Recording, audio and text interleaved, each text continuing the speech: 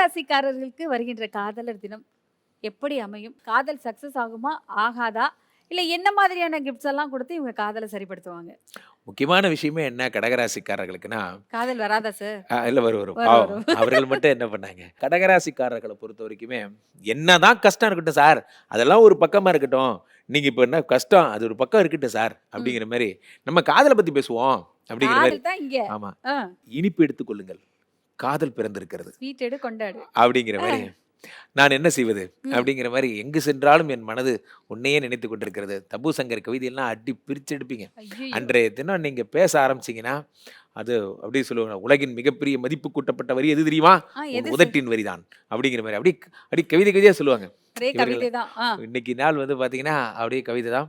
ஒரு நாள் வந்து இந்த மாரி தேவதைகள் எல்லாம் நான் அறிமுகப்படுத்தப் போகிறேன். நீ தேவதைகளின் தேவதை. அப்படிங்கிற மாரிலாம் கவிதைலாம் சொல்லுவாங்க. ஆ.